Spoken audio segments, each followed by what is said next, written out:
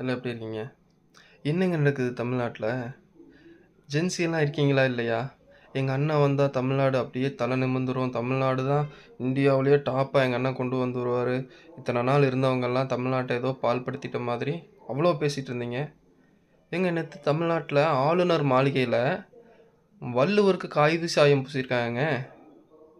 வள்ளுவருக்கு காவி சாயம் பூசி அவங்க எல்லாருமே கொண்டாடுறாங்க. இதை எதிர்த்து உங்க அண்ணன் வாய் திறந்து பேசவே இல்லை. தமிழ்நாட்டு முதலமைச்சர் மாண்புமிகு திரு ஜோசப் விஜய் அவர்கள் இதை எதிர்த்து ஒரு ஒரு ட்விட்டும் கூடி போடலைங்க. 6 மணிக்கு மேலே எங்கெங்கே போயிட்டுருக்கு தமிழ்? இப்போ யாராச்சும் வருவீங்களே அண்ணனுக்கு முட்டு கொடுக்குறக்கு, சீக்கிரம் வந்து கமெண்ட் பாக்ஸில் முட்டு கொடுங்க.